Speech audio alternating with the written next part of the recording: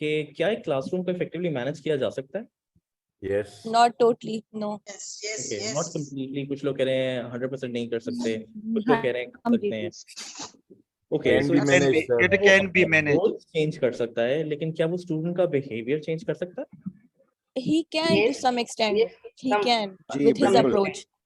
Yes, yes. Yes. Sir कुछ Okay. Penalty भी teacher के हाथ में होती है। बिल्कुल बिल्कुल पेनल्टी सही भी बात हाथ में होती है. हम पेनल्टीज के बारे में भी बात करेंगे आगे जाके, पनिशमेंट्स के बारे में भी बात करेंगे. सो यानी आप हम तो ऐसे टीचर होना चाह रहे हैं। पाकिस्तानी को मैं डंडे से सीधे हूँ। Yes. So we're teaching adults over here जो कि हमारे पास मेडिकल कॉलेज में आते हैं. They're like up and upwards of 20 years of age. और उनके अक्सर बिहेवियर्स होते हैं वो पैटर्न्स फिक्स्ड होते हैं. तो क्या आपको लगता है कि उनके तरीके चेंज हो सकते हैं? हो सकता है, स्मार्ट चेंज possibility कर आ सकते हैं सकती है। सर, बिल्कुल कर सकते हैं। Very Molding is possible. Sir, so it's a very Yes. optimistic group. Sir. Okay, so that leads to another question. Can behaviors be learned and unlearned? क्या कोई बिहेवियर सीखा जा सकता है? ठीक है. बिल्कुल सीखा जाता है. हम ऐसे लिए तो आइडियलाइज करते हैं अपने टीचर्स को. हाँ, रोल मॉडल जो है, रोल मॉडल देखिए ना, हम जो स्टूडेंट को बताते हैं वो इस तरह बताते हैं कि स्टूडेंट हमारा वेट करे ना कि ये टीचर आएगा हमें पढ़ाएगा. ओके, ठीक है. तो यानी आप कह रहे हैं कि स्टूडेंट जो है वो बिहेवियर सीख सकते हैं और अनलर्न कर सकते हैं. जी डॉक्टर, बताइए कहना चाह रहे हैं. मुनीब सर, यहाँ पे ये भी हो सकता है कि हम उनको बताएं उसके बिहेवियर में, मतलब उनको एग्जांपल दे के बताएं, तो फिर ये रियल एग्जांपल दे के उनका चेंज हो सकता है. ओके, तो एग्जांपल एक बात मना टीचर की रेस्पेक्ट करवानी जरूर. देखें टीचर की रेस्पेक्ट के लिए. ओके, आप बोले. एक्सक्यूज मी, मैं हमेशा स्टूडेंट को ये कहती हूँ कि पहले हम इन बेंचों पे बैठे थे, आज हम खड़े हैं, उस्ताद बन गए हैं. जो हरकतें आप कर रहे हैं हमने पहले कर चुके हैं हम, तो इसलिए हम डॉक्टर जल्दी रहनाज, आप भी कर स्केलेटन्स लेते को लैब कोट पहना चुकी हैं, ब्रेन्स को स्टेथोस्कोप पहना चुकी हैं आप भी. यानी बिल्कुल बिल्कुल. Okay, and finally last question कि do you have the power to teach students how to behave? क्या आपके पास ये पावर है कि आप स्टूडेंट्स को Exactly. Yes, yes, sir. We have. No, we don't.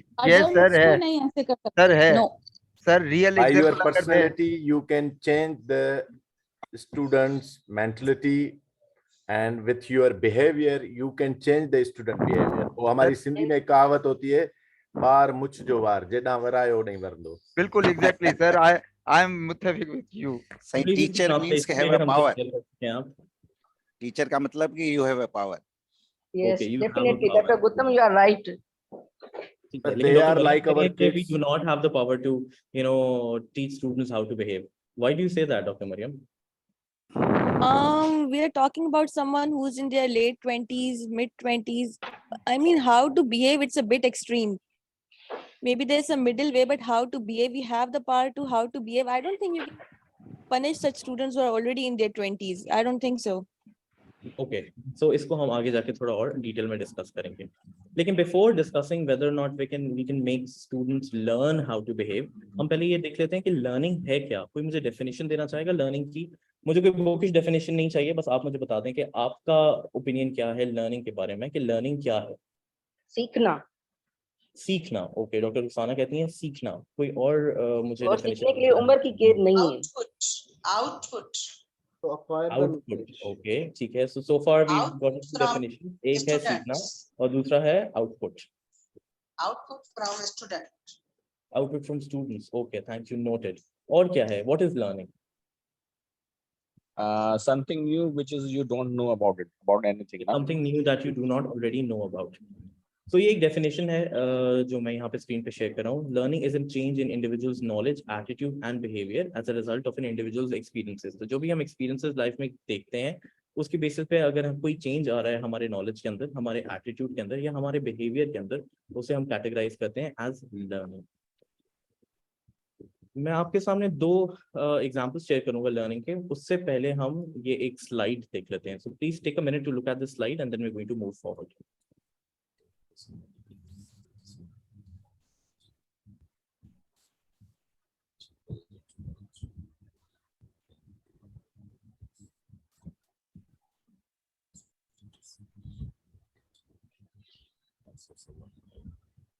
Okay, So can somebody tell me now, okay, what do you understand from this slide? क्या कह रही है ये slide आपसे?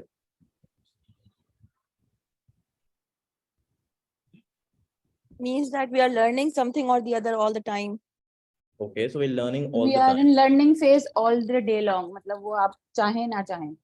ओके सो हम हर वक्त कुछ ना कुछ सीख रहे हैं और हमारा नॉलेज, हमारा बिहेवियर, हमारा एटीट्यूड जो है वो चेंज होता रहता है। अक्सर औकात जो है वो इंटेंशनल होता है, लेकिन बाज़ औकात ये अनइंटेंशनल भी होता है और हमें नहीं मालूम होता कि हम कब सीख रहे हैं और कब क्या चीज़ नहीं सीख रहे हैं। What else do you understand from this slide? जी कुछ चीजें हम जो है शऊरी तौर पे सीख रहे होते हैं, कुछ चीजें हम लाशऊरी तौर पे हमारा ब्रेन उसको एक्सेप्ट कर रहा होता है नॉलेज को। Yes. तो So we're learning all the environment time. हम कुछ ना कुछ हर वक्त सीख रहे होते हैं और हम लर्न कर रहे होते हैं। और जैसे कि हमने पहले कहा कि हमारा सवाल था कि क्या हम स्टूडेंट्स को सिखा सकते हैं या ये can we make them learn a certain type of behaviour.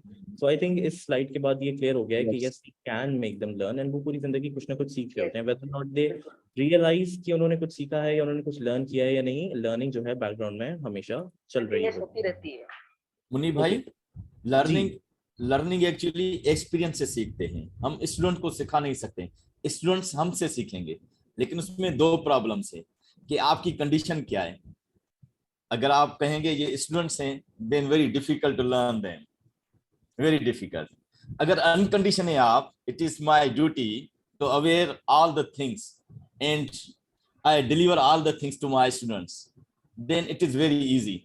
Okay, so यानी कोशिश कर सकते हैं and we can leave it all to the rest to whether or not they actually learn it. तो हम अपनी पूरी कोशिश कर सकते हैं। So एक सिनेरियो है आपके सामने, a child feels anxious when he sees a doctor approaching with a needle. क्या ये learning है?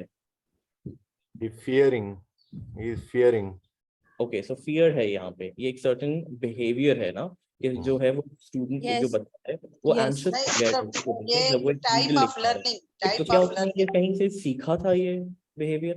It's an unlearned behavior, na, unintentional, but it is learned. He knows that this can hurt him. Where did Okay, he so learn how that? did he know that this can hurt him?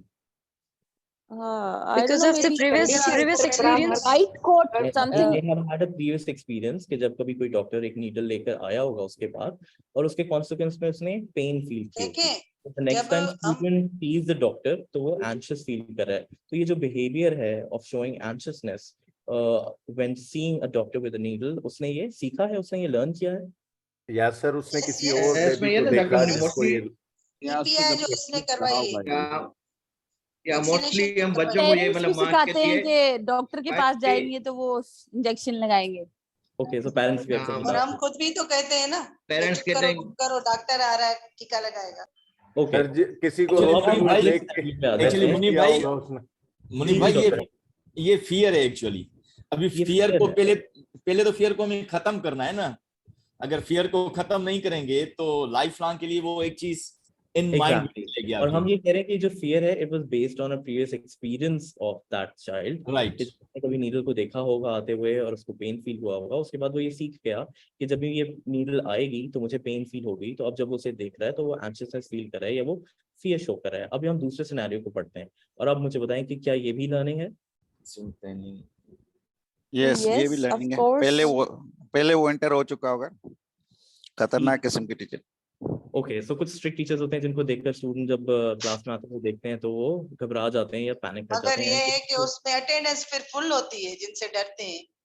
जिनसे डरते हैं attendance full होती है, लेकिन क्या उस lecture के अंदर लर्निंग भी फुल होती है डॉक्टर अनाज? लर्निंग भी होती है, लर्निंग भी होती है, मगर नहीं, वो attendance सीखते कम है, डर में क्या लर्निंग ये होगी? सीखते तो कम है, लर्निंग बस वो होगी ना, डर होता जिनमें है। जाते ही नहीं है वहाँ क्या लर्निंग होगी? सर वो अटेंडेंस का डर होता है, अटेंडेंस का डर होता है, लर्निंग का नहीं। ओके, सो यहाँ आप में से कौन कौन ऐसा स्ट्रिक्ट टीचर है जिसको देखकर जो है स्टूडेंट्स थोड़ा सा घबरा जाते हैं क्लास में आते हैं? डॉक्टर है ना आप अल्हम्दुलिल्लाह हमारे में 240 ही होते हैं हर दफा। You know, now the students are so I don't know, so behave in such a way that teachers panic now with the students. Okay, तो आजकल स्टूडेंट्स ऐसे आ गए हैं कि टीचर्स पैनिक करते हैं और इसीलिए बहुत जरूरी है कि हम सीख सकें कि अपने क्लास Exactly. में किस तरह से मैनेज करना है और स्टूडेंट्स को किस तरह से वो बिहेवियर सिखाना है जो कि ऑप्टिमम है फॉर आवर क्लास एनवायरनमेंट, और कौन सा ऐसा बिहेवियर है जिसको हमने उन्हें अनलर्न करवाना है सो दैट हमारी क्लास जो है वो स्मूथली फंक्शन कर सके। सर वो मोबाइल ऑफ करवाना जो Okay, गूगल mobile पे करवाना। गूगल पे सफरिंग करते रहते हैं टॉपिक, जी जी बिल्कुल सही कह रहे हैं आप। ओके, सो बिहेवियरल लर्निंग थ्योरीज होती हैं कुछ, जिनके बेसिस के ऊपर हम ये कहते हैं कि हम सर्टेन बिहेवियर सिखा सकते हैं या किसी सर्टेन बिहेवियर को जो है हम मिनिमाइज करवा सकते हैं। दो फेमस एजुकेशनल साइकोलॉजिस्ट हैं, एक है मिस्टर पावलोव और दूसरा है स्किनर, जिन्होंने बिहेवियरिज्म की फाउंडेशन रखी थी। आपका जो पहला लेक्चर था जिसके अंदर प्रोफेसर रहमान ने आप लोगों को लर्निंग थ्योरीज पढ़ाई थी, तो उसके अंदर बिहेवियरिज्म भी आपको बताया था। तो आई एम श्योर आप लोगों को कुछ ना कुछ इसमें से याद होगा। उनकी दो थ्योरीज जो है हम डिस्कस कर लेते हैं। पहली है the theory of classical conditioning. ये पावलोव साहब ने जो है वो थ्योरी प्रपोज की थी। And I would request you कि आप 2 मिनट या 3 मिनट स्पेंड करें अपने मोबाइल में, गूगल में सर्च करें और मुझे बताएं कि क्लासिकल कंडीशनिंग क्या होती है। You have like 2 to 3 minutes for it.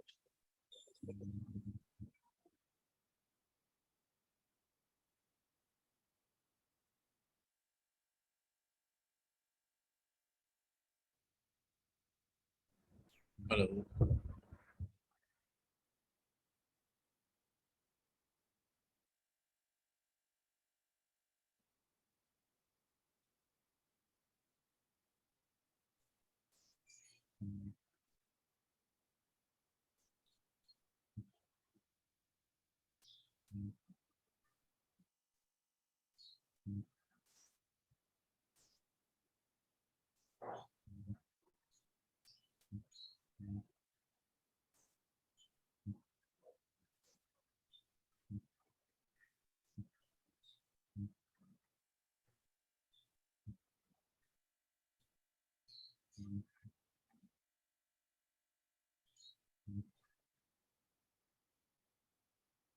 के जो हेलो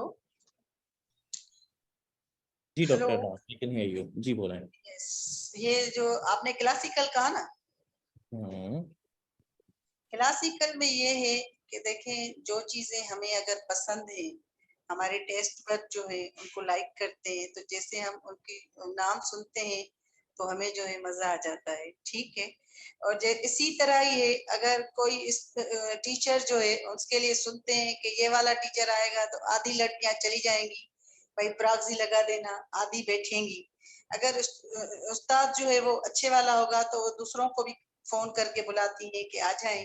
तो मैंने ये समझा है कि क्लासिकल ये है। ओके, सो डॉक्टर अब्दुल मनान ने चैट में लिखा है कि behaviours are learn by connecting a neutral stimulus with a positive one. और डॉक्टर सिद्दीक कह रहे हैं कि a learning process that occurs when two stimuli are repeatedly paired, a response which is at first elicited by the second stimulus is eventually elicited by the first stimulus alone। Doctor Siddiq, आप उसको थोड़ा clear करके हमें समझा सकते हैं कि आप क्या कहना चाह रहे हैं?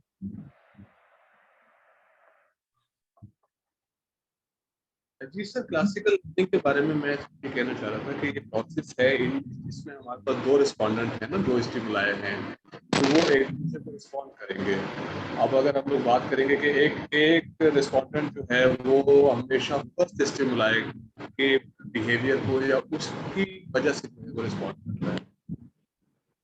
Okay, so you can see on your screen एक पिक्चर है जिसके अंदर ये पिक्टोरियली रिप्रेजेंट हो रहा है कि क्लासिकल कंडीशनिंग क्या है।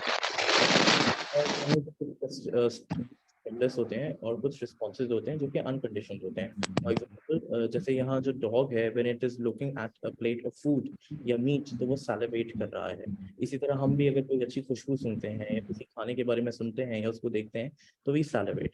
जबकि अगर कोई न्यूट्रल स्टिमुलस है, फॉर एग्जांपल बेल, अगर वो रिंग करेंगे तो डॉग सैलिवेट नहीं करेगा। बट अगर हम इन दोनों को पेयर कर देंगे, for example every time we give food to that dog, every time we serve food to that particular person, अगर हम वो बेल रिंग करेंगे साथ में, तो there will come a time कि we will begin to associate or pair those two stimuli, और वो जो बेल है वो एक conditioned stimulus बन जाएगा।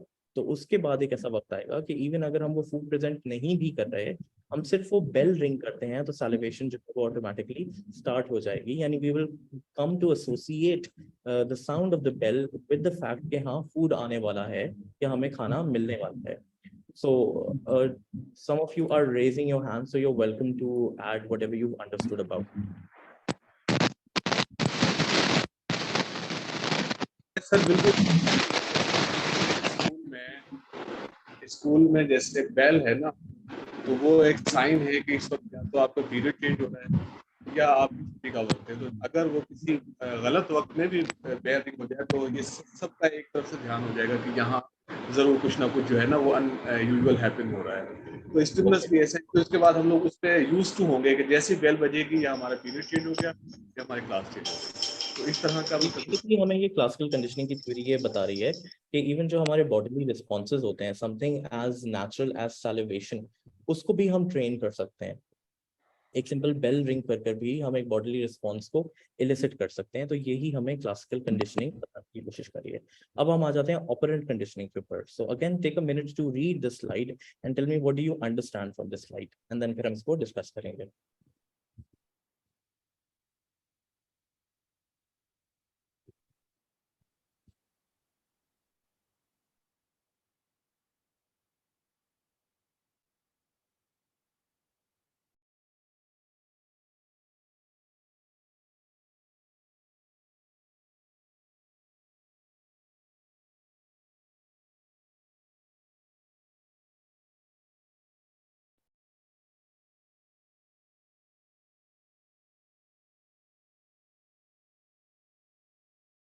ओके, सो इसको मैं आपके लिए समराइज कर देता हूँ। स्किनर का वर्क जो है वो थोड़ा मुख्तलिफ था पावलोव के वर्क से। जबकि पावलोव फोकस कर रहे थे ऑन रिफ्लेक्सिव बिहेवियर, स्किनर ने जो है एक डिफरेंट क्लास ऑफ बिहेवियर को फोकस किया, और जिसे वो कहते हैं ऑपरेंट बिहेवियर्स। ठीक है, और उन्होंने लिंक किया उस बिहेवियर को with the consequence. A behavior if immediately followed by a pleasurable consequence may be repeated more frequently। उन्होंने ये नोट किया कि अगर किसी भी बिहेवियर के नतीजे में कोई पॉजिटिव कॉन्सिक्वेंस आता है तो वो बिहेवियर का लाइकलीहुड ऑफ बीइंग रिपीटेड बढ़ जाता है। वो बिहेवियर जो है वो स्ट्रेंथन हो जाता है और वो बार बार रिपीट किया जाता है। And at the same time अगर किसी बिहेवियर के रिस्पॉन्स में कोई नेगेटिव कॉन्सिक्वेंस होता है तो वो बिहेवियर जो है वो स्लोली एंड ग्रेजुअली विदर अवे होना शुरू हो जाता है, वो डिमिनिश होना शुरू हो जाता है, एंड अ टाइम कम्स के वो बिहेवियर जो है एलिमिनेट हो जाता है स्टूडेंट की तरफ से। डॉक्टर मरियम सईद कह रही हैं it is based on reward and punishment, and doctor Girish कह रहे हैं अपॉर्चुनिटी एंड इंटरेस्ट के ऊपर ये बेस करता है। तो आप दोनों बिल्कुल ठीक कह रहे हैं। फर्दर देखते हैं कि इनका एक्सपेरिमेंट था क्या। Again please take a moment to read this slide and tell me what this experiment was about.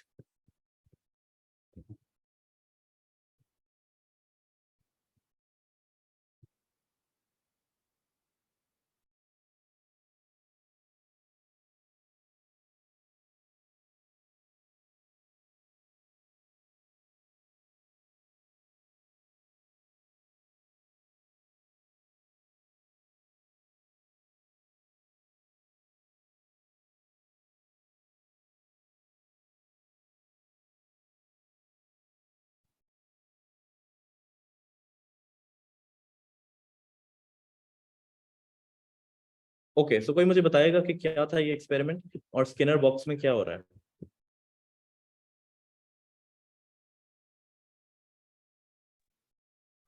Sir शायद चूहे को है ना पकड़ने के लिए उन्होंने कोई चीज बांधी तो चूहा देखता नहीं है तो उसमें फंस जाता है। तो नेक्स्ट टाइम पे बॉक्स में उन्होंने एक माउस को या रैट को बंद किया और वहां पे जितने भी एक्सटर्नल स्टिमुलाई थे वो बंद कर दिए। मतलब वो उस बॉक्स के अंदर वो बंद था तो उसको बाहर से कोई स्टिमुलस नहीं मिल रहा था। एक पेडल या एक बटन उन्होंने वहां पे रखा जिसको अगर माउस प्रेस करता था तो एक फूड पैलेट उसके अंदर रिलीज होती थी। तो पहले तो एक दो दफा गलती से प्रेस हुआ माउस से वो बटन, जिसके नतीजे में वो फूड पैलेट रिलीज हुई और उसने उसे खा लिया। तो यानी उस एक्शन जो कि प्रेसिंग ऑफ द बटन या प्रेसिंग ऑफ द पेडल था, उसके नतीजे में एक प्लेजरेबल कॉन्सिक्वेंस आ रहा था, यानी फूड आ रहा था। तो उस माउस ने सीख लिया कि अगर मैं पेडल प्रेस करता हूँ तो आई गेट अ रिवॉर्ड, तो वो बार बार उस पेडल को प्रेस करना सीख गया। तो यहाँ पे उसने एक ऑपरेंट बिहेवियर जो है वो सीख लिया। इज दैट, अगर किसी और ने कुछ और समझा हो इसके बारे में तो please you are all welcome to share your understanding of this slide. Sir Skinner box ये जो थ्योरी जो समझ में आई है ये एक डेली बेसिस पे इसको टीचर्स जो है यूटिलाइज करते हैं। यानी जो इस रेट को उसने वेल बिहेव किया उसको रिवार्ड मिला, तो फिर यानी एक दो बार उसने सही किया तो उसको रिवार्ड। इसी तरीके से जब कोई स्टूडेंट अच्छा बिहेव करता है क्लास में, रिस्पांस देता है, तो टीचर उसको स्टार्स देते हैं, उसको कोई रिवार्ड देते हैं, और पॉजिटिव जो है उसकी रीइंफोर्समेंट होती है और रिवार्ड होता है उसके बिहेवियर का। तो मुझे जो समझ में आया है कि जो ये स्किनर बॉक्स है ये रेट का मिसाल मैं स्टूडेंट से कोरिलेट करूं तो इस तरीके से हुआ कि जो अच्छा बिहेव कर रहा है उसको अच्छा रिवार्ड मिल रहा है। ओके, सो आपने बहुत अच्छे तरीके से अंडरस्टैंड किया और इसी के बेसिस पे हम आगे कॉन्सिक्वेंस का रोल पढ़ते हैं। तो Skinner's pioneering work with rats established a set of principles of behaviour. The most important principle of behavior learning theories is that behavior changes according to its immediate consequence। यानी behavior जो है वो तब्दील होता है अपने consequence की वजह से। अगर pleasurable consequence होगा तो वो behavior strengthen हो जाएगा, उसकी behavior की frequency बढ़ जाएगी। और अगर कोई unpleasant consequence होगा तो वो behavior जो है वो weaken हो जाएगा, उस behavior की repetition की frequency कम हो जाएगी। हम प्लेजरेबल कॉन्सिक्वेंसेस को यहाँ पे रीइंफोर्सर्स कहेंगे और जो भी अनप्लेजेंट कॉन्सिक्वेंसेस हैं उनको हम पनिशर कहेंगे फॉर सिंप्लिसिटी। तो यानी अगर कोई अच्छा कॉन्सिक्वेंस हो रहा है किसी बिहेवियर के नतीजे में तो हम उसे कहेंगे रीइंफोर्सर है वो, और अगर किसी बिहेवियर के कॉन्सिक्वेंस जो है वो अनप्लेजेंट है तो हम उसे कहेंगे कि वो एक punishment है। I hope everything is clear up till now because we're going to move forward. So reinforcers के बारे में थोड़ा सा देखते हैं। एक reinforcer क्या है? A reinforcer is any consequence that strengthens, that is increases the frequency of a behavior। यानी reinforcer जो है वो चीज है जिसकी एक ऐसा consequence है जिसकी वजह से कोई भी behavior जो है वो strengthen हो रहा है या वो बार बार repeat हो रहा है। ठीक है, कोई भी रीइंफोर्सर यूनिवर्सल नहीं होता। फॉर एग्जांपल अगर मुझे किसी प्रेज से या किसी एक पर्टिकुलर चीज की वजह से मेरा बिहेवियर रीइंफोर्स हो रहा है तो जरूरी नहीं है कि वही सेम कॉन्सिक्वेंस जो है वो आपके लिए भी रीइंफोर्सर हो। तो it is very important to understand कि कोई भी रीइंफोर्सर यूनिवर्सल नहीं होता और उसकी इफेक्टिवनेस जो है उसको डेमोन्स्ट्रेट करके देखना जरूरी है। तो आप ये ना समझें कि अगर किसी एक स्टूडेंट के ऊपर कोई रीइंफोर्समेंट की स्ट्रैटेजी चल रही है तो दूसरे पे भी बाय डिफॉल्ट वही स्ट्रैटेजी चलेगी। आपको देखना होता है कि आपके स्टूडेंट्स किस तरह के हैं, उनका माइंडसेट कैसा है और आपको सिलेक्ट करने होते हैं reinforcers accordingly. So no reward can be assumed to be a reinforcer for everyone under all conditions. कुछ reinforcers जो हैं वो पॉजिटिव होते हैं और कुछ reinforcers जो हैं वो नेगेटिव होते हैं। पॉजिटिव reinforcer क्या होते हैं? फॉर एग्जांपल प्रेज हो गया, अच्छे ग्रेड्स हो गए, स्टूडेंट्स को आप स्टार्स दे देते हैं। आप जब किंडरगार्टन में थे आप रिमेंबर करेंगे आपके हाथ पे स्टार बना देती थी टीचर जब आप कोई अच्छा परफॉर्म करते थे। Your children come back from school और समटाइम्स उनके चीक के ऊपर एक हैप्पी फेस बना होता है, तो वो बहुत सिंपल चिल्ड्रन के लिए जो है वो रीइंफोर्सर्स होते हैं।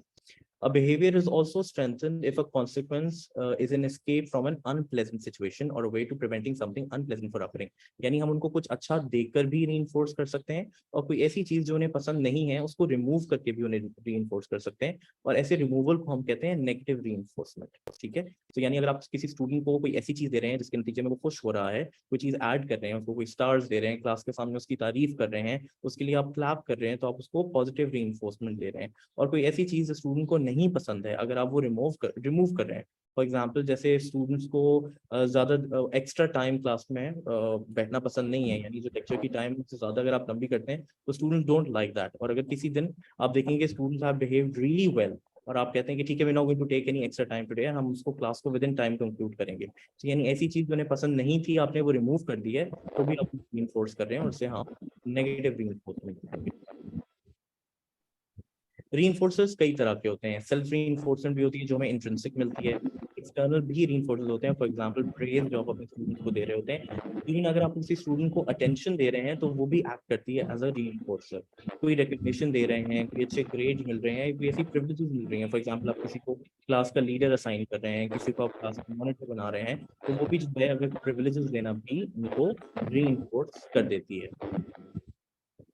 कुछ पनिशमेंट्स भी होती हैं, ठीक है, और वो कॉन्सिक्वेंसेज, पनिशमेंट वो कॉन्सिक्वेंस होता है जिसकी वजह से बिहेवियर जो है वो वीकन हो जाए। ठीक है, अगेन जैसे कोई भी रीइंफोर्सर यूनिवर्सल नहीं था, इसी तरह कोई भी पनिशमेंट भी यूनिवर्सल नहीं है। तो अगर कोई एक पनिशमेंट किसी स्टूडेंट के बिहेवियर को कम करने में काम कर रही है तो मैं ये अज्यूम नहीं करना कि वो सब स्टूडेंट पे सेम तरह से ही काम करेगी, उसको भी डेमोन्स्ट्रेट करना जरूरी है। और जैसे रीइंफोर्समेंट की दो टाइप्स थी, positive reinforcement and negative reinforcement, इसी तरह पनिशमेंट को भी हमने दो ब्रॉड कैटेगरीज में डिवाइड कर दिया, जिससे हम presentation punishment and removal punishment रख रहे हैं। ठीक है, प्रेजेंटेशन पनिशमेंट वो है जब हम कोई अनप्लेजेंट स्टिमुलाई ऐड कर रहे हैं, यानी अगर उन्होंने कुछ बुरा किया है तो मुझसे किसी फॉर्म ऑफ पनिशमेंट को उन्हें दे रहे हैं। ठीक है, और रिमूवल पनिशमेंट वो है जब उनकी कोई प्लेजरेबल चीज या उनकी कोई प्रिविलेज हम उनसे वापस ले रहे हैं as a method of punishment.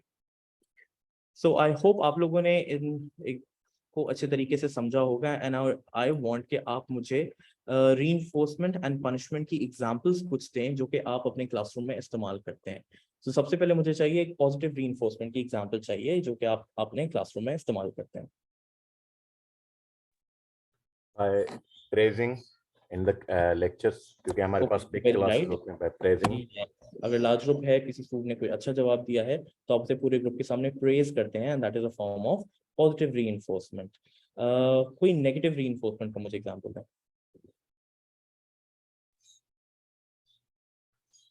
Please leave the lecture hall.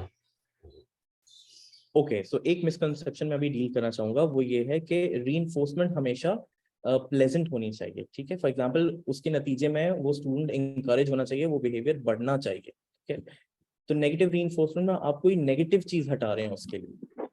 For example अगर उसके पास बहुत सारी असाइनमेंट्स है तो हमने एक असाइनमेंट उसके लिए माफ कर दी है. ठीक है, कोई ऐसी चीज जो वो नहीं करना चाहता था हमने वो रिमूव कर दी है, वो नेगेटिव रीइंफोर्समेंट है यहाँ. ठीक है, so reinforcer is always going to strengthen a behaviour. उसका एंड अल्टीमेट जो है वो स्टूडेंट के लिए प्लेजेंट ही होना चाहिए. So asking somebody to leave the class is not a reinforcer, it is a punishment. और हम asking somebody to leave the class के बारे में आगे डिटेल में भी बात करेंगे. जिस दोस्त के साथ वो बैठ के बातें कर रहा है उसको हटा देंगे. ओके, जो दो स्टूडेंट्स आपस में बात कर रहे हैं उनको बिठा देंगे. अगेन वो एक रीइंफोर्समेंट नहीं है. रीइंफोर्समेंट तब है जब आप किसी बिहेवियर को बढ़ाना चाह रहे हैं. ठीक है, तो आप जिसके साथ वो बात कर रहे हैं, हम किसी स्टूडेंट को बोल सकते हैं आप अपने फ्रेंड के साथ जाके बैठ सकते हैं. ठीक है, वो पॉजिटिव रीइंफोर्समेंट है. अगर किसी स्टूडेंट को किसी और के साथ जाके बैठना पसंद है और आप उसको वहीं बिठा रहे हैं तो वो पॉजिटिव रीइंफोर्समेंट है. And on the other hand अगर किसी स्टूडेंट को किसी एक particular part of the hall में बैठना पसंद नहीं है और आप उसे कोई अच्छी सीट दे रहे हैं या वहां से आप उसे रिमूव कर रहे हैं तो वो भी एक रीइंफोर्समेंट है. अब पनिशमेंट पे आ जाते हैं. कोई मुझे प्रेजेंटेशन पनिशमेंट का कोई एग्जाम्पल देगा? जैसे अटेंडेंस ना बैक देना, बेंचर्स को फ्रंट पे बिठा देना. बैक बेंचेस को फ्रंट पे बिठा देना. ओके, ठीक है, ये एक प्रेजेंटेशन पनिशमेंट है. अच्छा, नेगेटिव रीइंफोर्समेंट अटेंडेंस ना का देना. एग्जांपल दिया है डॉक्टर फरना ने. उन्होंने कहा है कि टेस्ट में टॉपिक्स को रिड्यूस कर देना भी एक नेगेटिव रीइंफोर्समेंट है. ओके, सो पनिशमेंट की और कोई टाइप्स मुझे बताएं जो आप कॉमनली इस्तेमाल करते हैं. क्लास में अगर जैसे स्टूडेंट्स अगर बहुत बात कर रहे हैं तो फिर उनको कहते हैं कि जो कुछ अभी पढ़ाया है वो भी आप रिपीट करें. वो लम्स में एक कॉन्सेप्ट होता था कि कुछ टीचर्स ऐसे होते थे जो फाइनल वाइवा में मार्क्स कम देते थे, तो हम उसे अगर वो काम करने को कह रहे हैं तो वो एक पनिशमेंट है. डॉक्टर सैनी को मैंने अपने वाइवा के मार्क्स के बारे में कहा, तो मार्क्स ज्यादा देना या कम करना हम इनको पनिशमेंट के तौर पर इस्तेमाल नहीं कर सकते. Very objective and very unbiased when we are doing an examination and grading. तो रिगार्डलेस ऑफ स्टूडेंट क्लास के अंदर कैसा भी बिहेव करता है हम उसको असेसमेंट में उसके मार्क्स को इन्फ्लुएंस नहीं होने दे सकते. Our feelings towards his behaviour, उसको हम उसके मार्क्स पे इफेक्ट होने नहीं दे सकते. तो वो it is not allowed to be a punishment. Okay, anything else? और क्या पनिशमेंट दे रहे होते हैं हम? मोनी भाई पनिशमेंट काफी काफी देना sir. I don't really get it. दो लोग आप एक साथ बोल रहे थे, मुझे समझ नहीं आया. जी बोले हैं. पनिशमेंट में ना हम उनको अटेंडेंस दें और उनको कहें आप भले चले जाएं, उनको नॉलेज नहीं दें, ये भी पनिशमेंट है. Okay, so do you think that is a fair punishment? हमारा मकसद एज एजुकेटर्स क्लास में जाने का ये है कि हम अपने लर्निंग ऑब्जेक्टिव्स अचीव करवा सकें सब स्टूडेंट से, और अगर हम किसी को कह रहे हैं कि आप क्लास से चले जाएं तो क्या ये फेयर है उनके लिए? और क्या हम एज अ टीचर कर रहे हैं अगर हम किसी को नॉलेज नहीं? अब हम उनको नहीं बनाएंगे ना. ओके, सो डॉक्टर वहाब का कह रहे हैं क्लास में एक घंटा टाइम लगता है, तो that's very right.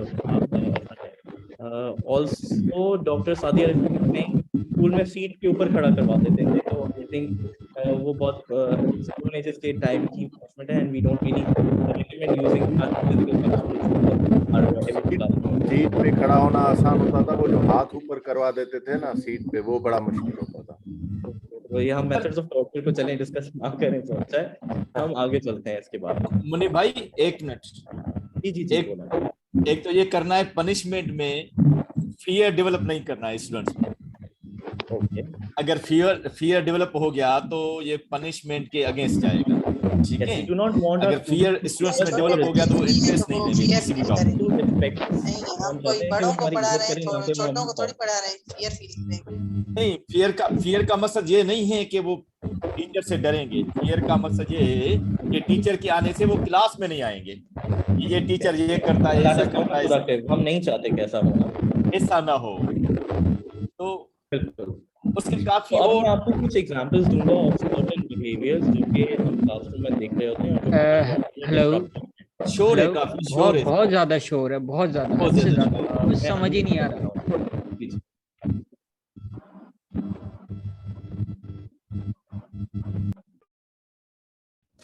Please voluntarily सब अपने आप को म्यूट कर दें।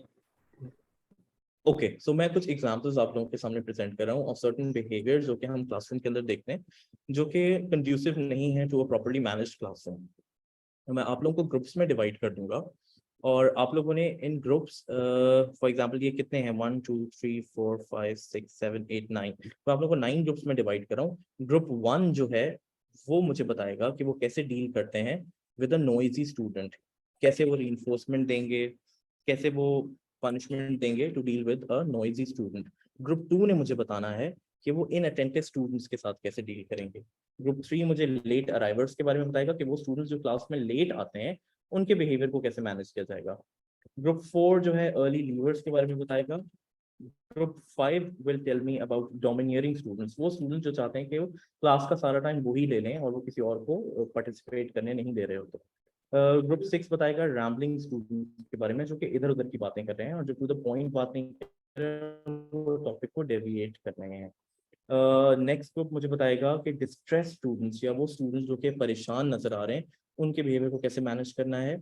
ग्रुप 8 बताएगा कि वो स्टूडेंट्स जो कि आपकी अथॉरिटी को चैलेंज कर रहे हैं क्लासरूम के अंदर उनको कैसे मैनेज करना है। एंड फाइनली ग्रुप 9 जो है वो बताएगा कि वो स्टूडेंट जो कि एक ऑनलाइन क्लास को डिस्टर्ब कर रहे होते हैं उसको आप किस तरीके से मैनेज कर रहे हैं। मैं इसकी एक क्लिप लेकर आपके व्हाट्सएप ग्रुप में भी शेयर कर रहा हूँ ताकि जब आप अपने ब्रेकआउट रूम्स में चले जाएं तो आपके सामने ये प्रेजेंट हो कि आप लोगों ने किसके ऊपर काम करना है।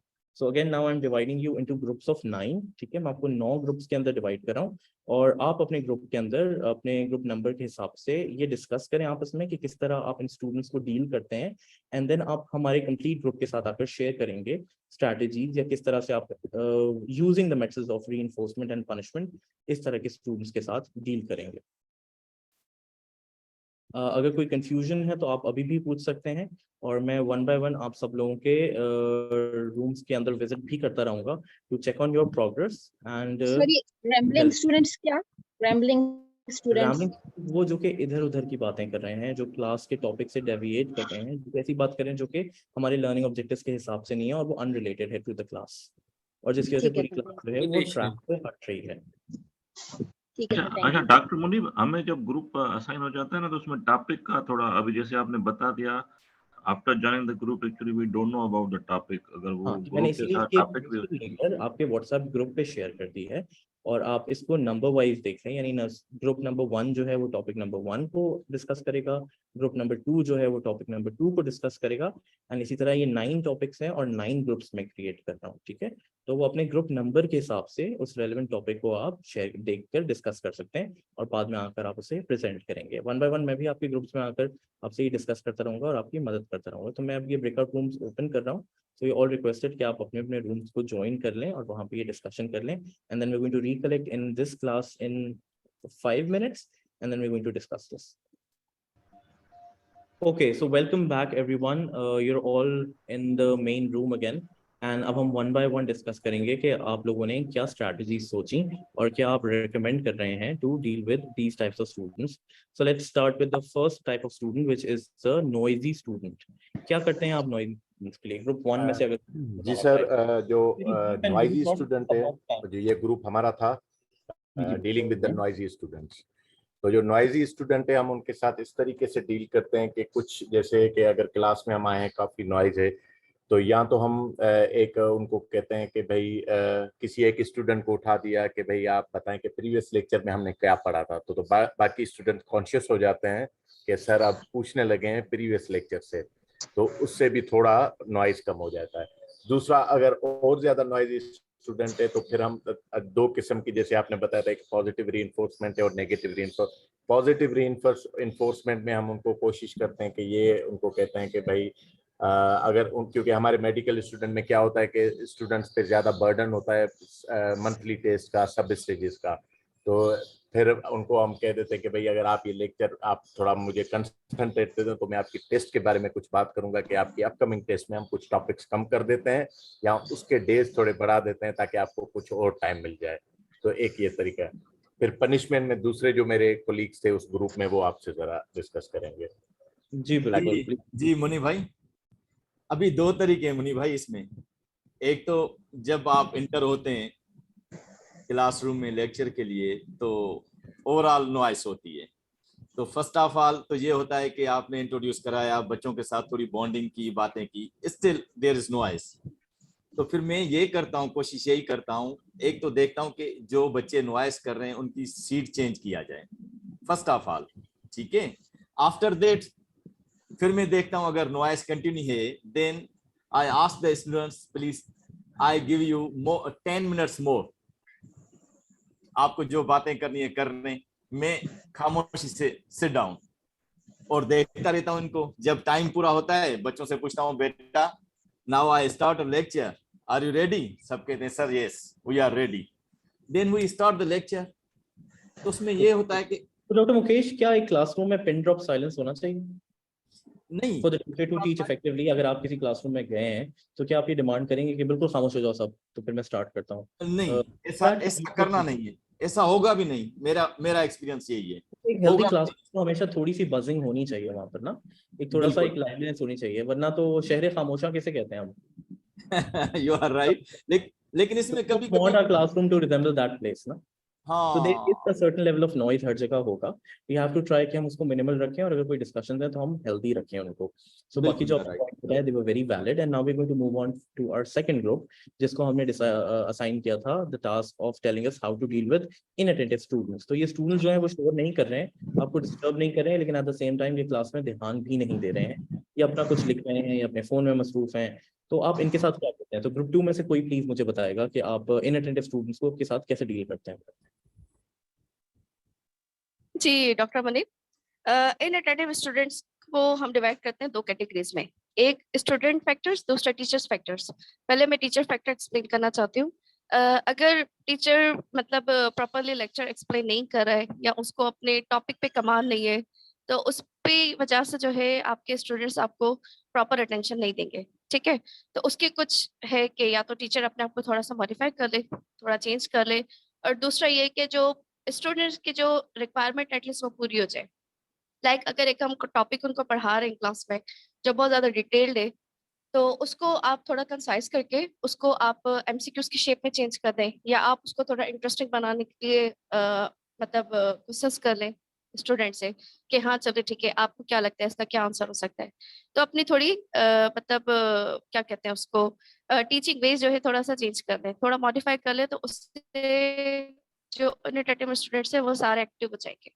दूसरा फैक्टर स्टूडेंट्स फैक्टर्स, अगर आपका स्टूडेंट्स रिस्पॉन्ड नहीं कर रहा है, अगर आप अच्छा भी पढ़ा रहे हैं, बेस्ट टीचर है, सब कुछ ओके है, ठीक है, तो फिर आप उस पर आ जाए कि स्टूडेंट्स को जिनको बिल्कुल बस मोबाइल यूज करना है, या उनको पता है कि हाँ ये तो हमने पेपर वाले टाइम पढ़ ही लेना है, तो फिर आपने उनको क्या करना है, स्मॉल डिस्कशन ग्रुप्स में डिवाइड कर दे, ठीक है, 3 से 4 ग्रुप्स में आप डिवाइड कर दे, और उनका टास्क दे दे कि ठीक है एक हमने टॉपिक पूरा कर लिया है, लाइक कोलेस्ट्रॉल का टॉपिक हमने कर लिया है, तो एक को आप दे दे इंट्रोडक्शन, दूसरे को बोले कि अब आप इसकी इन्वेस्टिगेशन मुझे बताएं, तीसरे को बताएं साइन एंड सिम्टम्स, और लास्ट वाले को बोले कि अब आप इसका ट्रीटमेंट बताएं।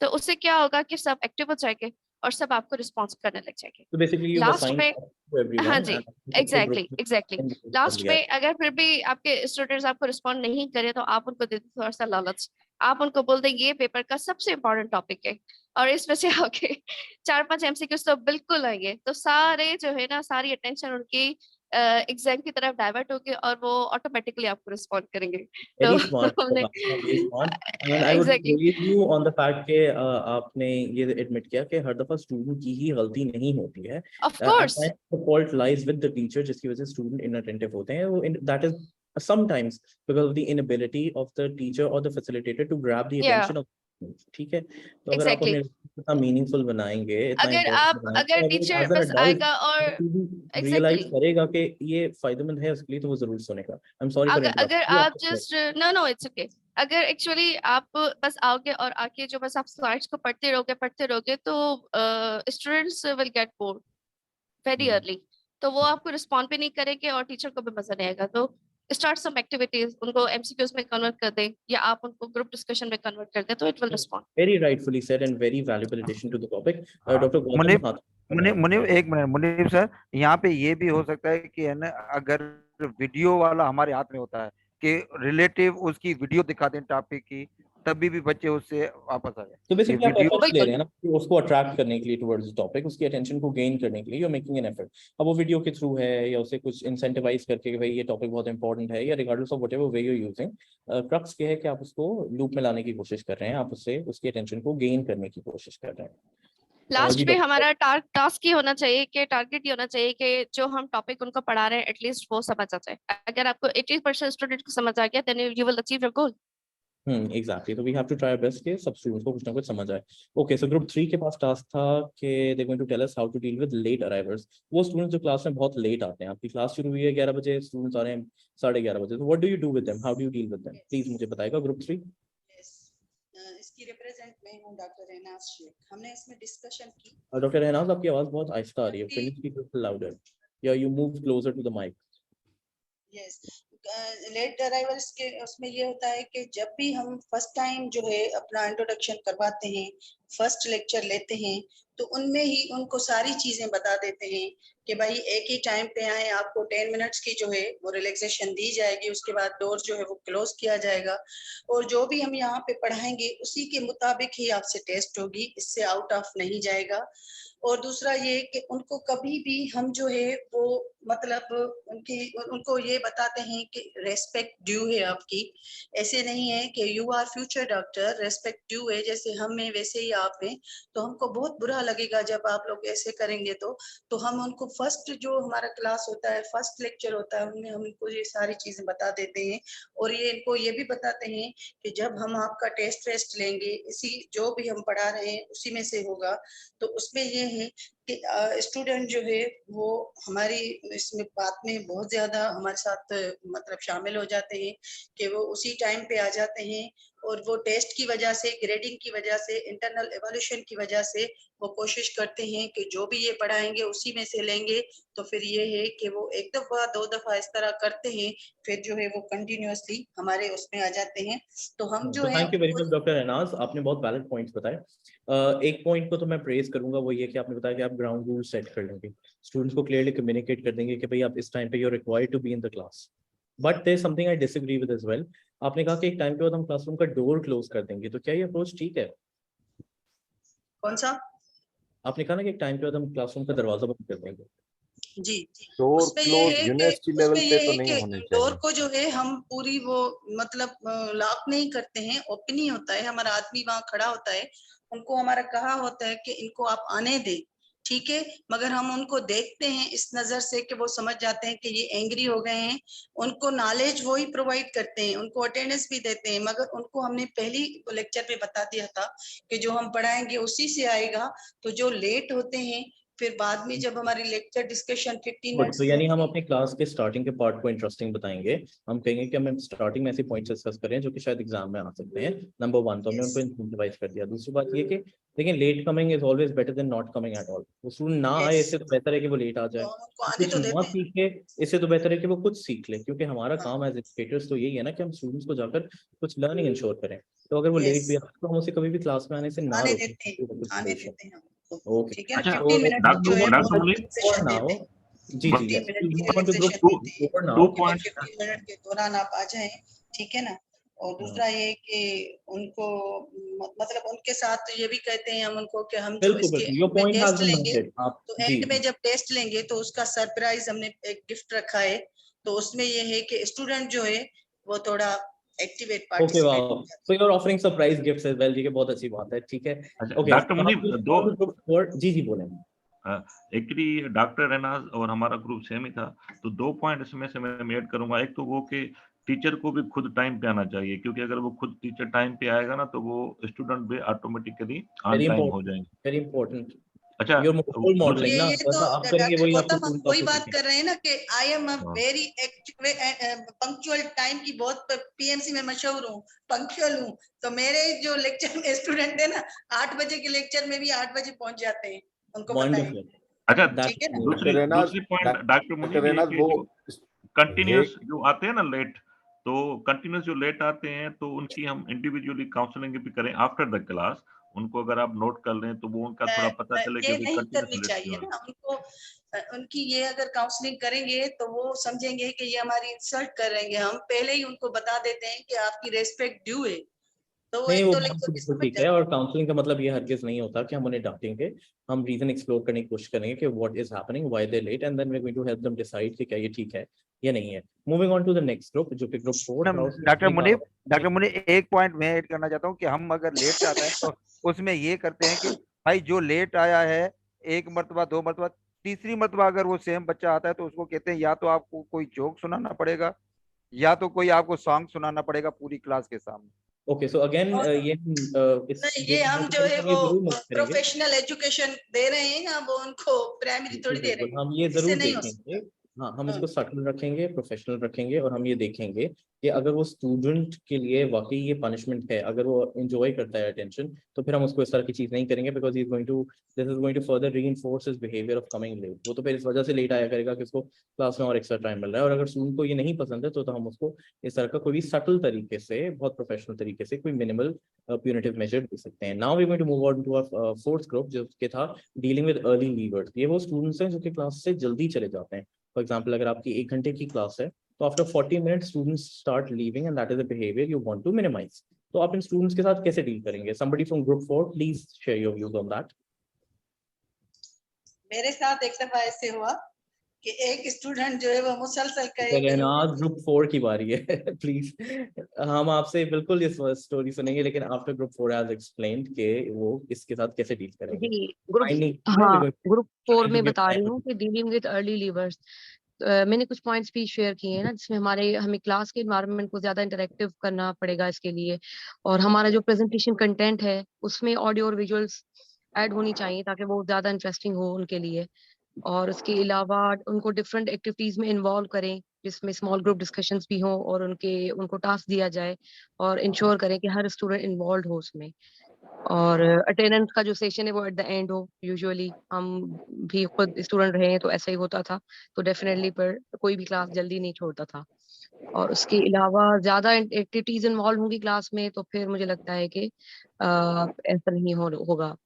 और ज्यादा आप वेलकमिंग हो फॉर द क्वेश्चंस, कि ताकि स्टूडेंट आपको जो है वो ज्यादा इन्वॉल्व हो और ज्यादा उसके लिए इंटरेस्टिंग हो। अस्सलाम वालेकुम सर, एक्सक्यूज मी, इन सारी एडवाइस चीज़ों के अलावा भी अगर कोई बच्चा इमरजेंसी परमिशन ले रहा है तो फिर हम उनको छोड़ते हैं, क्योंकि वो उसकी कोई फ़ोन, गर्ल स्टूडेंट है, उनकी कोई फ़ोन आ जाती है या फिर कोई उनकी हेल्थ का इशू होता है तो हम उनको परमिट करते हैं। While whenever we people are contentful and attended properly, तो इस तरह की कोई प्रैक्टिस सामने नहीं आती कि कोई स्टूडेंट लीव करे without any reason. Thank you very much. जी, इमरजेंसी सिचुएशन में तो वो अलग रीजन है, लेकिन इसके अलावा भी यूजुअली काफी होते हैं, जैसे बैक बेंचर्स होते हैं और कुछ होते हैं ऐसे स्टूडेंट्स जिनका इंटरेस्ट डेवलप नहीं हो रहा होता, तो उनके लिए हम ये अप्लाई कर सकते हैं। जी मैम, एग्जैक्टली।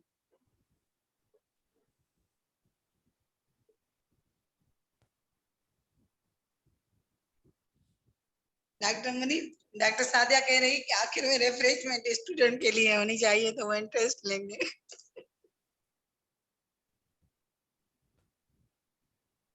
टीचर बेचारे कहाँ से देंगे इतना? नहीं, जो पुराने टीचर है वो दे सकते हैं।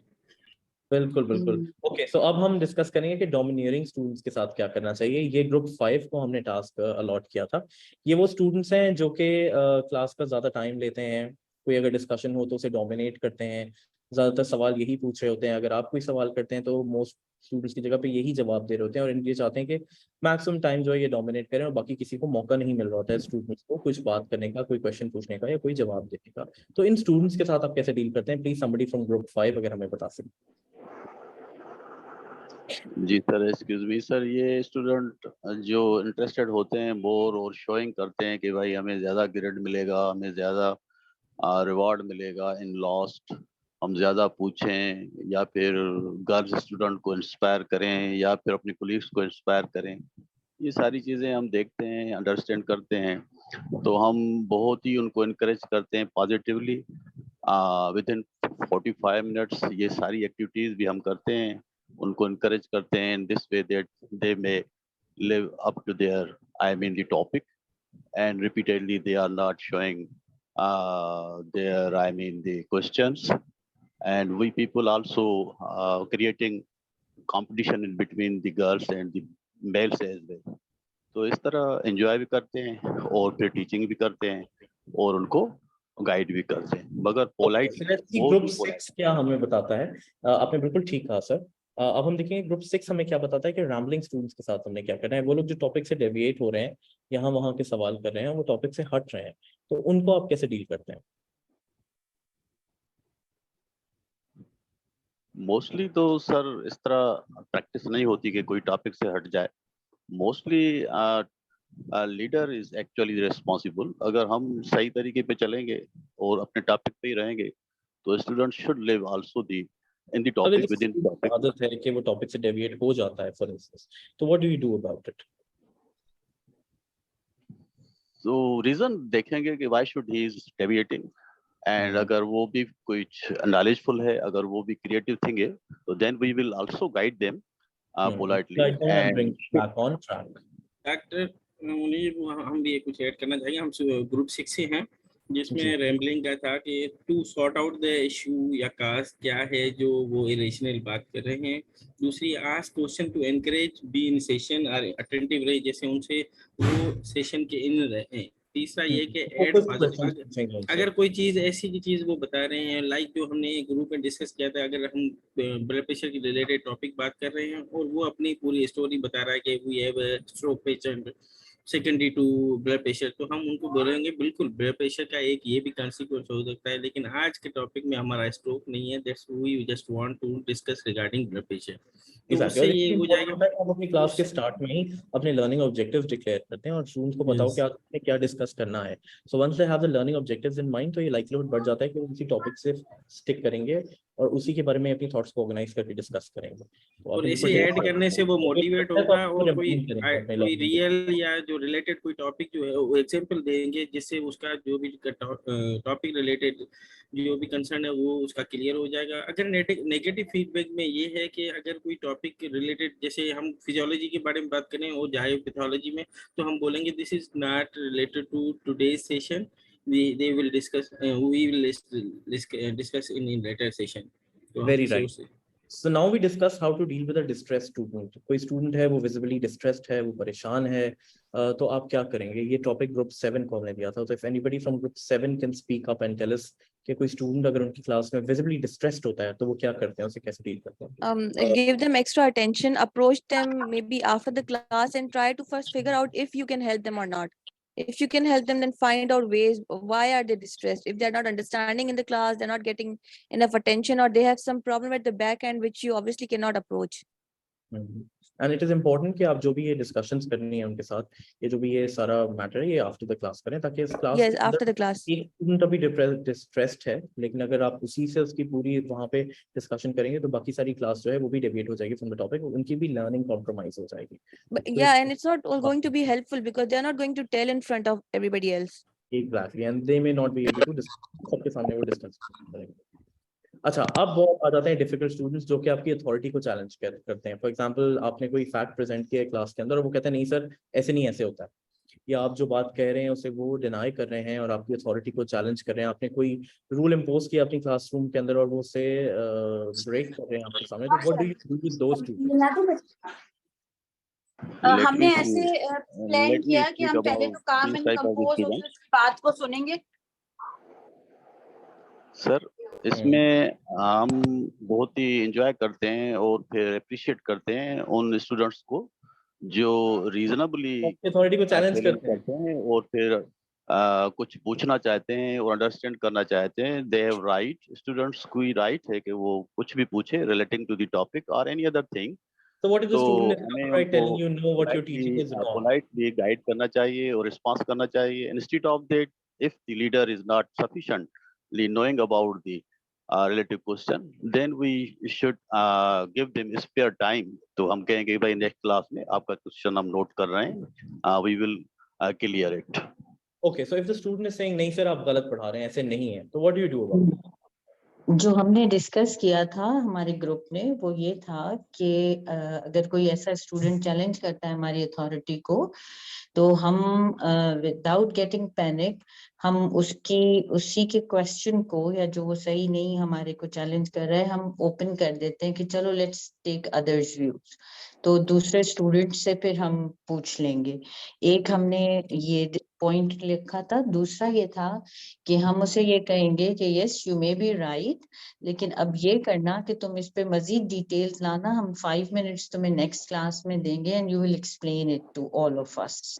Very wonderfully तो explained, ये Dr. दो Reed. बातें, ये 2 पॉइंट्स थे जो हमारे ग्रुप ने डिस्कस करके और फाइनली हमने सोचा था कि ये कहेंगे।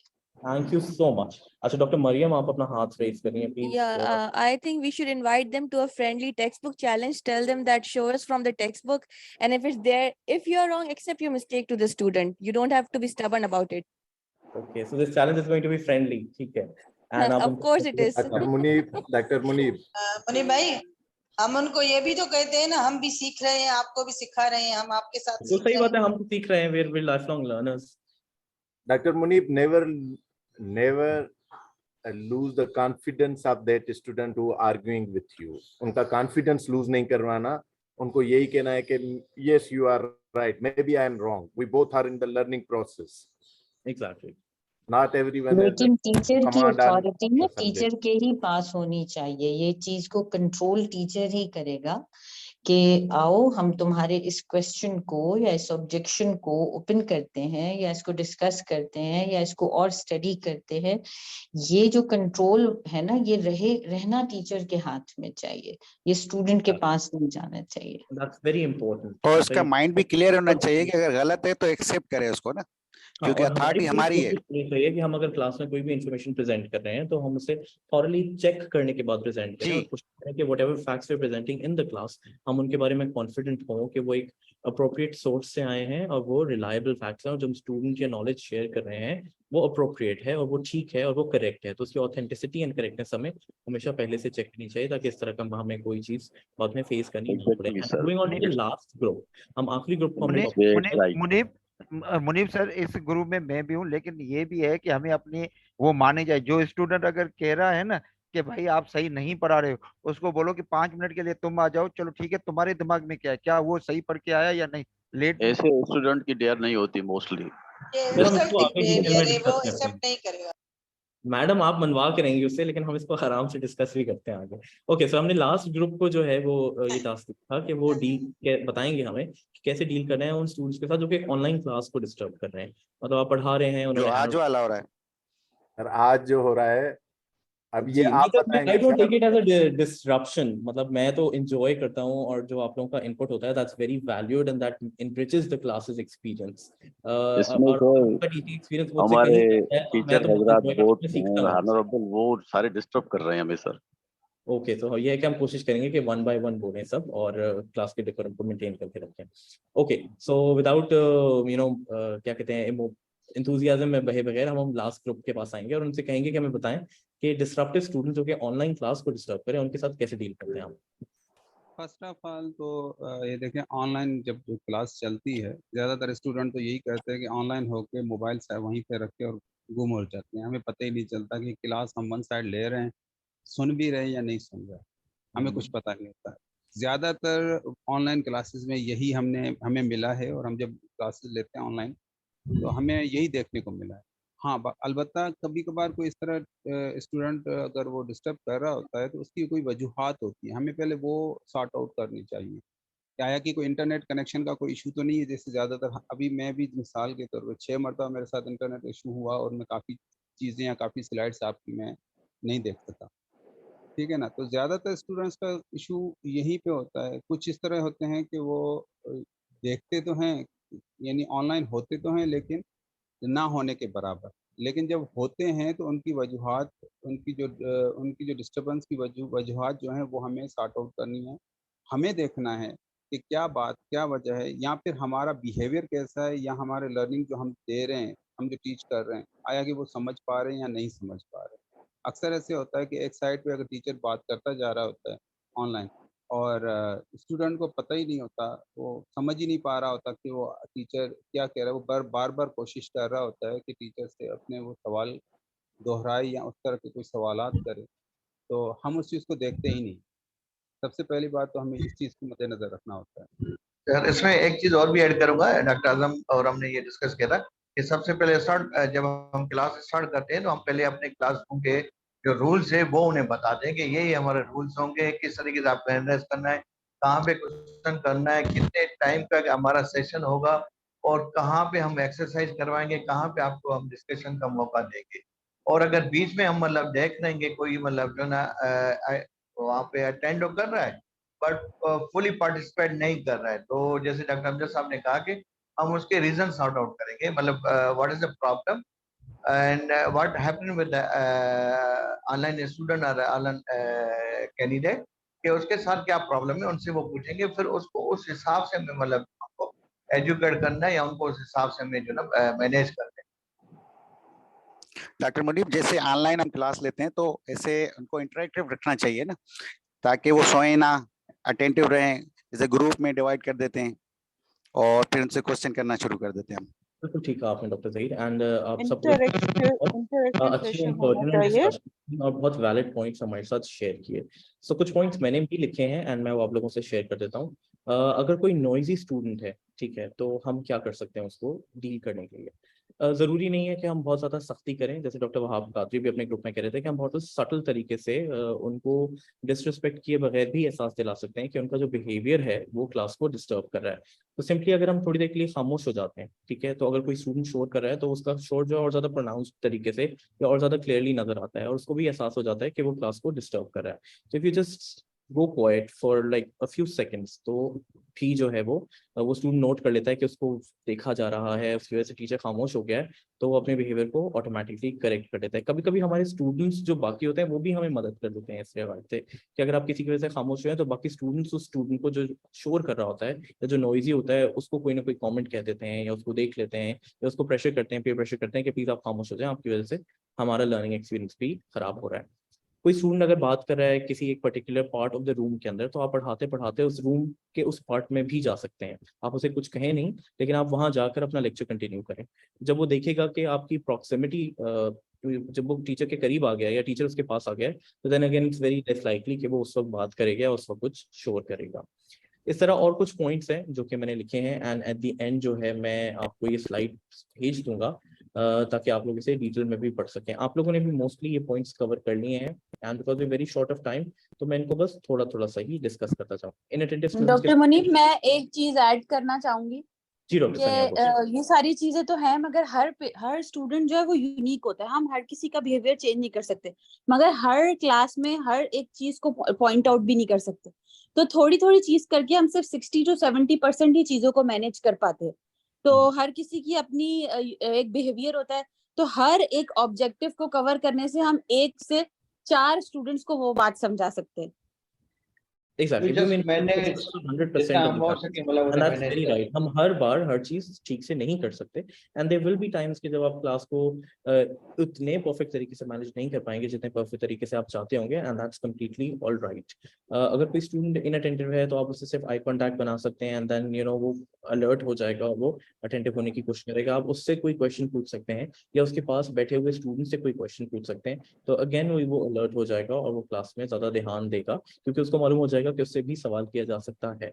आप टॉपिक को एक्सप्लिसिटली रिलेट भी कर सकते हैं विद असेसमेंट। आप बता सकते हैं कि उस टॉपिक की पर्टिकुलर इंपॉर्टेंस क्या है असेसमेंट में, उस टॉपिक से कितने एमसीक्यूज या शॉर्ट आंसर्स आ सकते हैं, तो वो उसको ज्यादा बेहतर तरीके से फिर सुनेगा और उस स्टूडेंट को क्लास में इन्वॉल्व करने के हम तरीके अलग अलग डिस्कस कर सकते हैं। अगर कोई लेट अराइवर है तो जैसे मैंने पहले कहा, आपने अपने क्लासरूम का दरवाजा बंद नहीं करना है, आपने उसको स्ट्रांगली पनिश नहीं करना है क्योंकि लेट आना भी ना आने से बेहतर है।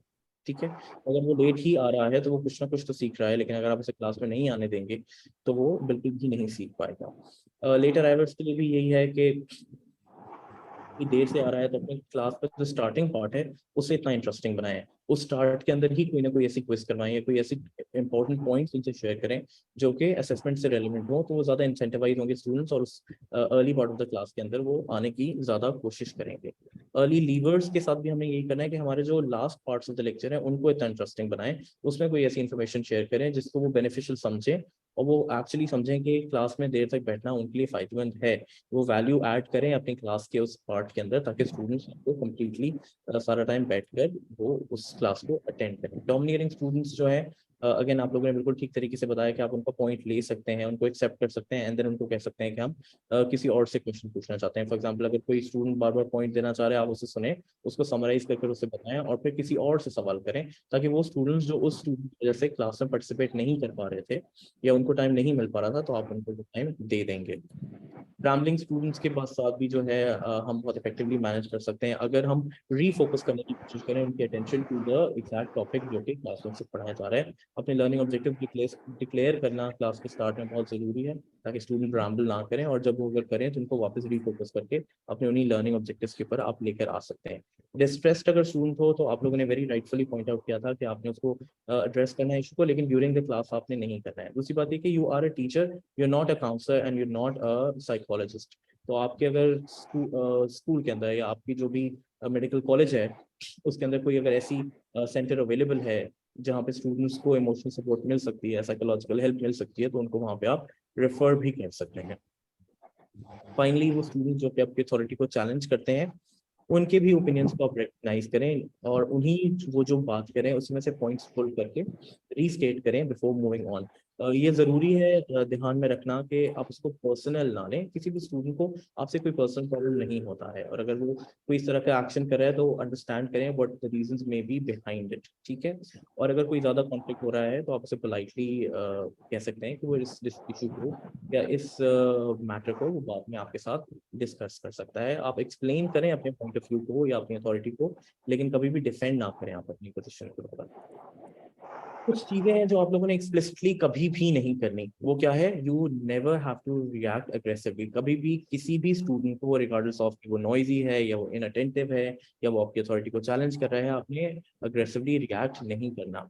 आपने उस डिस्ट्रप्शन को इग्नोर भी नहीं करना है, आपने एड्रेस जरूर करना है उसे। आपने जो स्टूडेंट्स वो डिस्ट्रप्शन कॉज नहीं कर रहे थे उनको पनिश नहीं करना। फॉर एग्जांपल, जैसे उन्होंने कहा कि अगर कोई ज़्यादा बात करेगा तो मैं क्लास छोड़ के चली जाऊंगी, या मैं क्लास में 10 मिनट के लिए रुक जाऊंगा और कहूँगा कि वो खामोश हो जाए तो 10 मिनट बाद में क्लास करता हूँ। तो इस तरह से ना सिर्फ आप उस स्टूडेंट को पनिश करें, बट आप रेस्ट ऑफ द क्लास का भी लर्निंग एक्सपीरियंस खराब कर रहे हैं। तो whatever actions you take, बस ये ध्यान में रखें कि वो स्टूडेंट जो कि अपना अच्छा पार्ट कर रहे थे वो ना पनिश हो जाए और उनके लर्निंग एक्सपीरियंस को भी करेक्ट।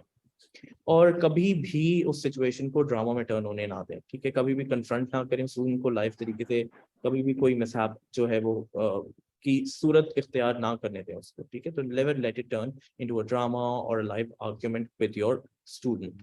तो ये तो कुछ चीजें थी जो आपने नहीं करनी है, ठीक है। अब क्या करना है हमने, ठीक है, हमने कभी भी डिस्ट्रप्शन को पर्सनली नहीं लेना है। उन स्टूडेंट को इट इज़ वेरी प्रोबेबल कि हमसे कोई प्रॉब्लम नहीं होगी, उनका बिहेवियर ऐसा है, वो ज़्यादातर टीचर्स के साथ ही ऐसे होंगे, तो कभी पर्सनल ना लें उसे। काम रहने की कोशिश करें, ठीक है, और डिसाइड करें what the best time is to deal with that problem, ठीक है। अगर आप उसको लगता है कि आप ड्यूरिंग द क्लास ही उसे इफेक्टिवली मैनेज कर सकते हैं without compromising on the quality of your teaching and the quality of the learning experience of the rest of your students, तो आप उसी वक्त उसे मैनेज कर सकते हैं।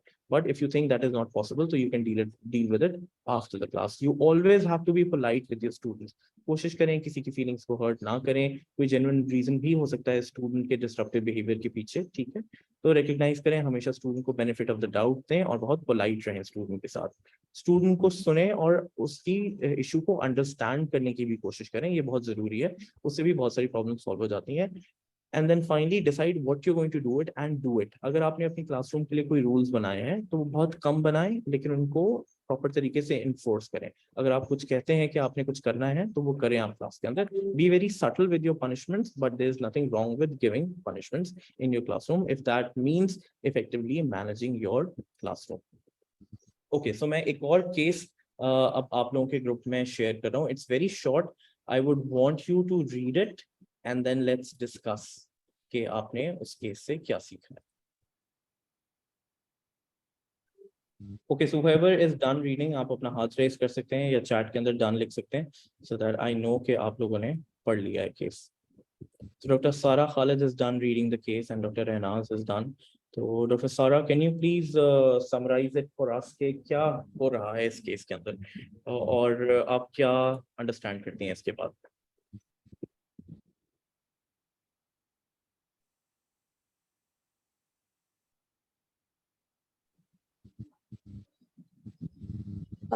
इस केस में एक्चुअली जो लास्ट केस का कंटिन्यूएशन है, that was a last case was an example of a disrupted classroom I would say. तो इसमें थोड़ी ये है कि सेकेंड डे पर जो है डॉक्टर हसन उनको थोड़ा बेटर एनवायरनमेंट इन सेंस मिलता है कि उनकी कमांड जो है वो फॉलो होती है। उनका एक स्टूडेंट जो है अहमद, जिसको मेंशन किया गया है, और again on the third day वो जो सोच रहे थे कि अब वो क्लास को कंट्रोल कर सकते हैं, और थर्ड डे पर दोबारा मिसमैनेजमेंट होते हैं क्लास में। he asks his student Ahmed to leave the class and he doesn't leave the class. So it यानी उसमें मेरे हिसाब से ये सब बताया है इन्होंने कि जैसे ये जो उन्होंने ट्रिक यूज की है या जो इन्होंने ये स्टेप लिया to say the student to leave the class was not appropriate for controlling the class. कि उनको Okay, so when you say it is not appropriate, तो मैं आपसे ये पूछूंगा कि क्या आप किसी स्टूडेंट को क्लास से निकाल सकते हैं? Can you actually make a student or can you physically remove a student from the class? No, I don't think that it is a better way. क्योंकि इसमें you have to give the respect to the student. और ये because the student didn't follow his command, तो उन्होंने उनके खुद की भी disrespect है इस पे. So yes, and it can respect come has back to be and bite you. mutual. अगर स्टूडेंट कह देता है आपको कि मैं नहीं जा रहा, फिर आप क्या करेंगे? He also challenging the authority, sir. मतलब जो है स्टूडेंट जो है वो अथॉरिटी चैलेंज कर रहा है। You want to give student an opportunity to challenge your authority. Exactly. Don't put yourself in that position. Yes, Exactly. We do not have to say anything कि हम उस position में आ जाए. डॉक्टर मुनीब, सर इसमें ये कि एक्चुअली Dr. Munib, डॉक्टर इसमें- Hasan has directly jumped doctor Hasan has escaped the both positive and negative reinforcement. He has directly jumped to the punishment phase, which has acted temporarily. तो उनको control मिल गया, लेकिन अगर वो पॉजिटिव या नेगेटिव रीइंफोर्समेंट करते, interaction बढ़ाते, तो एक इंटरेस्ट बढ़ जाता, तो बात जो है वो अथॉरिटी चैलेंजिंग तक नहीं आती और एक परमानेंट सोल्यूशन होता है, एक टेम्परेरी सोल्यूशन नहीं होता। Exactly, and it is very This important. this shows that Dr. Hassan needs to enroll in a CHP course. And my CHP course in particular. Yeah, exactly yours. That's doctor what he- Munib, doctor Munib, इसमें दो ये चीजें ये हैं। जो है, ये जो केस है, ये हमारे जो आपने हमें दिया था टॉपिक, उससे रिलेटेड है। तो डॉक्टर हसन ने पहले दिन उनको बताया ही नहीं है कि रूल्स क्या हैं, रेगुलेशन क्या है, आके और पहले दिन इतना लूज टॉक करके और बच्चों को इधर उधर कर दिया, दूसरे दिन वो कह रहे हैं शट अप, निकल जाए। तो ये रूल्स एंड रेगुलेशन वायोलेशन की है ना डॉक्टर Okay, साहब so ने। मैंने प्रीवियस स्लाइड में आप लोगों को बताया था कि आप बहुत कम रूल्स बनाएं क्लासरूम के अंदर, लेकिन जो रूल्स आप बना रहे हैं उन्हें आप इन्फोर्स करें, ठीक है? आप ऐसा ना कुछ ऐसी कोई चीज कहें ही नहीं जो आप नहीं कर सकते। आप किसी स्टूडेंट को फिजिकली क्लास तो से उनको रिमूव जब बताया ही नहीं है कि not touch a black student, पे you cannot व्हाइट put लिख your hand सकते on a हैं, student and you cannot white पे physically ब्लैक remove a लिख student सकते from the हैं। class. डॉक्टर ग्रीश कह रहे हैं कि डॉक्टर हसन को एमएचपी ज्वाइन करने की जरूरत है, वो सीएचपी उनके लिए काफी नहीं है। So let's learn from doctor Hasan's mistake बाद ओवर में हियर पता एंड चलेगा कि लेट्स फाउंडर ही वही होंगे डॉक्टर हसन।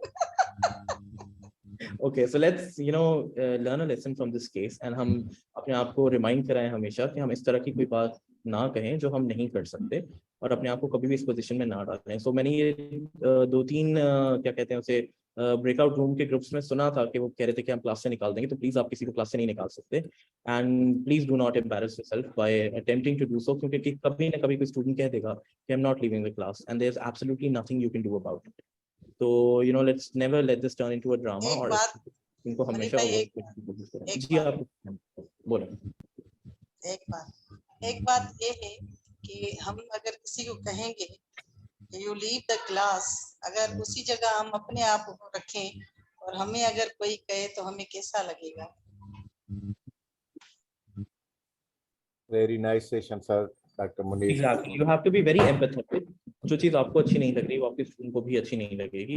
So let's अच्छा, all be very एक और चीज भी टीचर्स कहते हैं कि मैं क्लास छोड़कर चला जाऊंगा, even that is not I think appropriate, क्योंकि अगर स्टूडेंट्स कह रहे हैं आप चले जाएं, so that is again very embarrassing. Exactly. And दूसरी बात ये कि आपने उन स्टूडेंट्स को पनिश नहीं करना जिनकी कोई गलती नहीं है।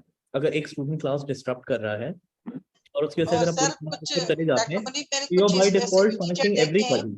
आपने जो सबका इतना शाउट लर्निंग करते हैं, इतना शाउट करते हैं कि वो टीचर मतलब टीचर इतना शाउट करता है कि स्टूडेंट को जो है ना बाउंड करने के लिए, तो ये शाउट से तो काम नहीं चलता है।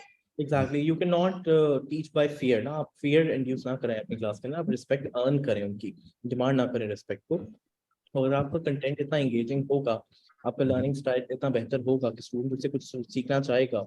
एंड हम पहली क्लास ये करें कि यहाँ पे हम अडल्ट लर्नर्स के साथ डील कर रहे हैं जो कि सेल्फ डायरेक्टेड है। अगर उनको कोई वैल्यू नजर आ रही है आपकी क्लास अटेंड करने से, अगर उनको लग रहा है कि आपकी बात सुनने से उनका कोई फायदा हो रहा है, तो ही वो आपकी बात सुनेंगे, आप उनको फोर्स नहीं कर सकते लर्निंग के लिए।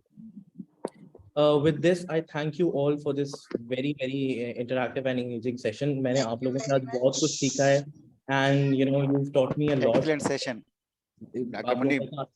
Thank you so much, sir. Thank you very much, sir. Thank you very much. Such a And I nice think session. हमने time पे start किया था and we're concluding on time. So I'll see you all next Sunday.